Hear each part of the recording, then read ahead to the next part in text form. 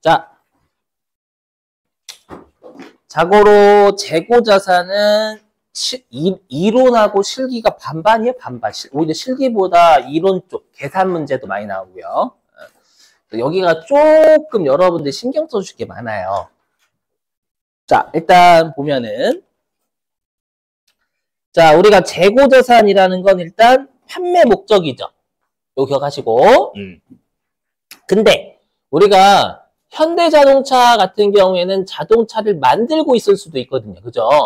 그래서 생산 과정에 있는 자산. 아무튼 핵심은 다음 중 재고자산이 아닌 것은 이라고 한 판매 목적 아닌 거예요. 자, 그런데 우리가 이제 재고자산 같은 경우에는 상품과 제품이 있죠. 그럼 우리가 상품을 사고 파는 기업은 재고자산이 상품밖에 없어요. 맞죠? 사와서 파는 게 형태가 똑같거든요. 그래서 상품을 사고 파는 기업인 상기업은 재고자산이 상품이지만 제품을 만드는 삼성전자나 현대차와 같은 애들은 판매 목적으로 만든 완성품이 제품이거든요.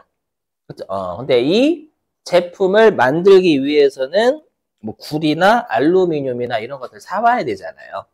그렇게 제품을 만들기 위해서 외부로부터 사오는 원료와 재료다라고 해서 원재료. 자, 근데 여러분들이 가끔씩 이제 애국가나 이런 것들 보시면 자동차가 바퀴도 안 달려있고 틀만 딱 잡혀지는데 위에 올라가 있잖아요. 애국 같은데 뭐 위에 올라가서 사람들이 이렇게 막 하죠. 여러분들 뭐 용접 같은 거. 맞죠? 그걸 우리가 뭐라고 하냐면 제공품이라고 불러요. 제공품. 해석하면은 이 공짜가 우리 그 공장에서는요, 뭐 조립 과정이라고 안 하고 조립 공정이라고 해요. 뭐 성형하면 성형 과정이 아니라 성형 공정. 만드는 과정을 공정이라고 불러요. 그리고 여기에 있는 제자는 어디에 있다라는 뜻이거든요. 그러니까 해석하면 만드는 과정에 있는 물건이다라는 뜻입니다. 즉 아직 완성 안 된 거. 이게 제공품이에요. 자, 근데 자세한 요 제조기업의 재고자산에 대해서는 회계 1급에서는 원가 회계라는 공장의 회계를 배우시게 되거든요. 이거는 원가 회계 가서 열심히 배우시게 될 거고요. 자, 지금 우리가 하는 재무회계는 요 상품 매매 기업인 상기업에 대해서 배우시게 될 거예요. 제대로. 자고로 얘는 그냥 얘네들이 재고자산이다라는 것만 기억하시고 원가회계 가서 하겠습니다.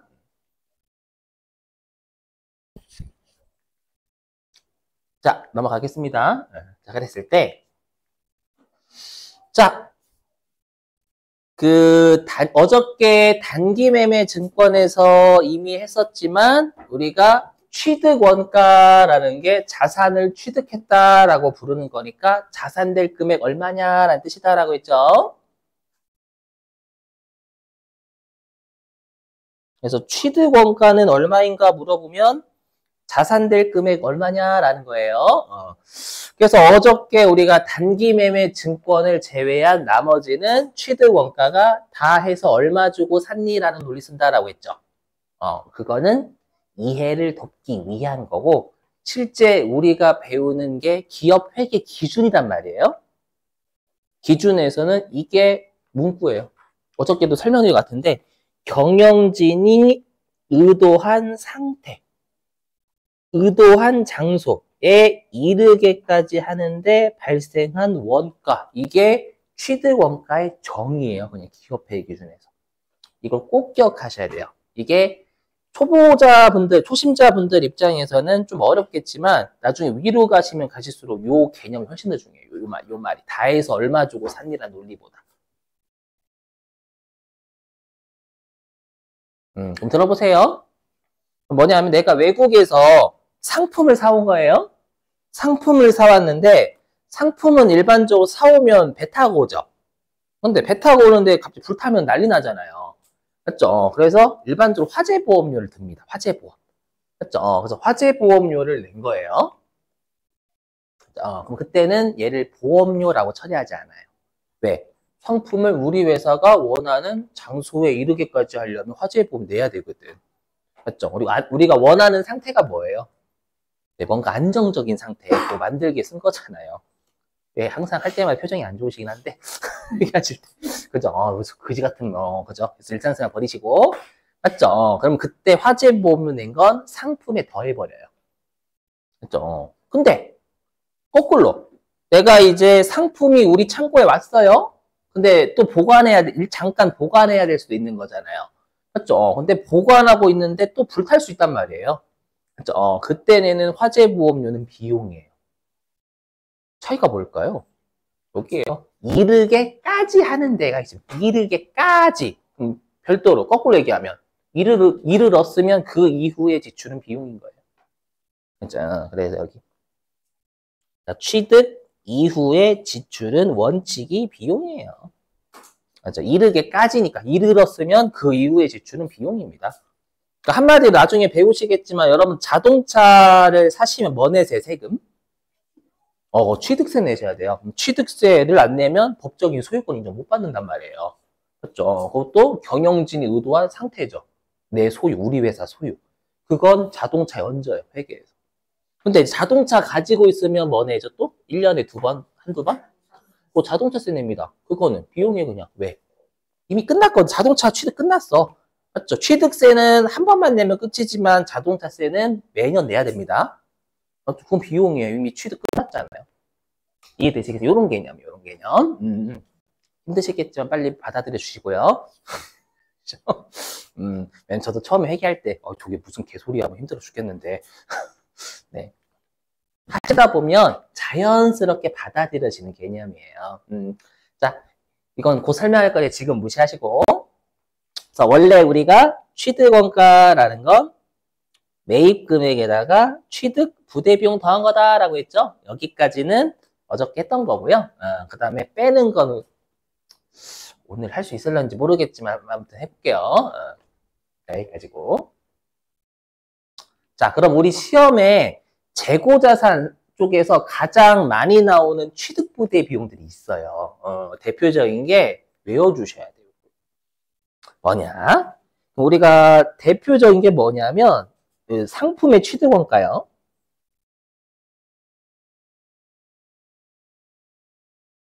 대표적인 게 뭐가 있냐면 취득이니까 구입에 구입. 그래서 대표적으로 시험에 잘 나오는 게 운반비. 운반을 해야지만 우리 회사가 원하는 상태, 우리 회사가 원하는 장소에 오는 거잖아요. 그 다음에 또 시험에 잘 나오는 게 관세 잘 나와요. 관세. 관세라는 세금 내야지만 우리 회사에 오거든요. 맞죠? 안 내면 안 와요.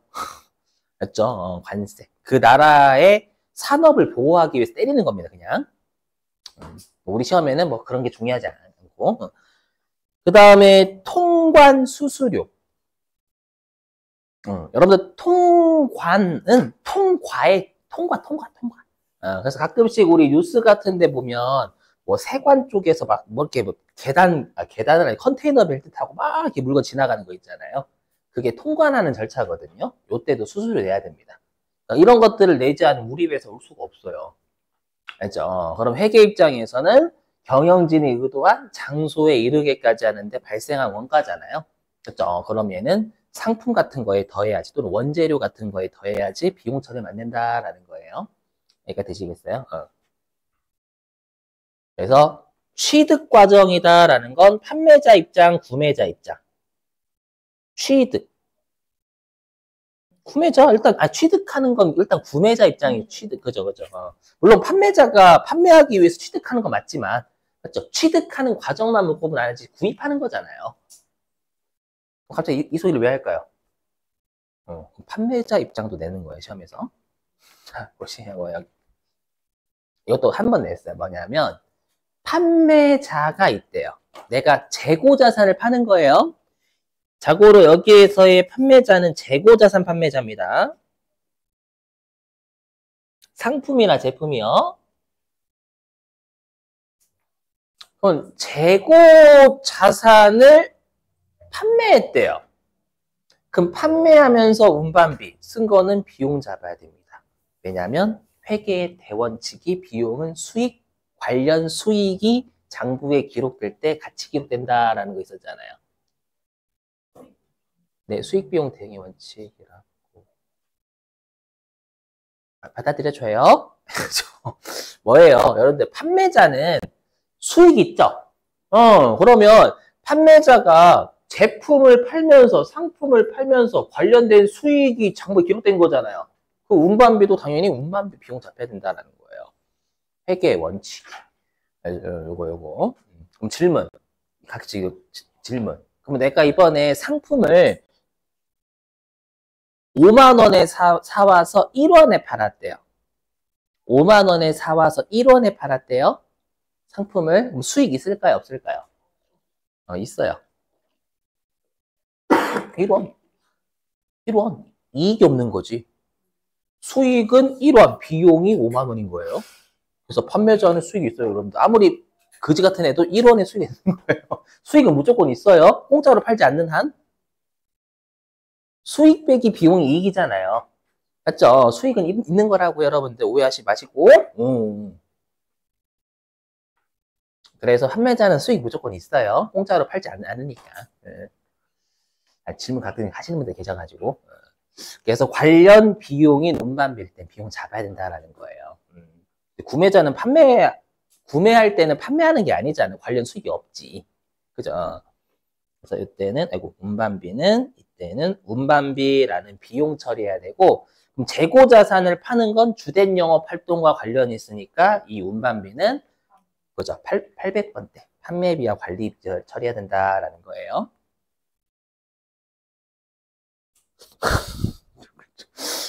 되셨죠? 그럼 여러분들한테 문제 하나만 맡기고요. 마칠게요. 붕괴만. 자, 어디로 가주시냐면 어렵진 않으실 거예요. 요게 좀 할만합니다. 되게 쉬워요. 어디냐면 103회 아까 풀었던 건데 여기 있다. 374 374페이지.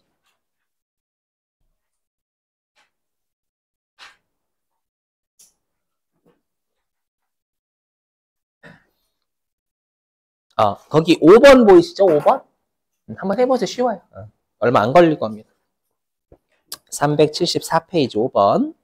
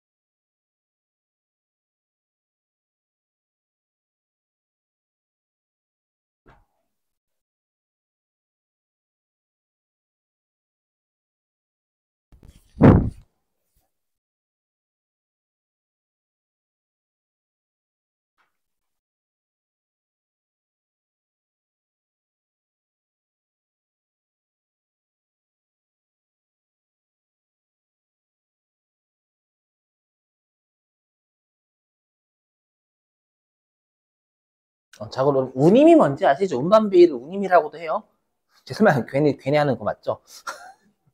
혹시 높아시네. 운임이라고 많이 합니다. 운임. 자, 해볼게요.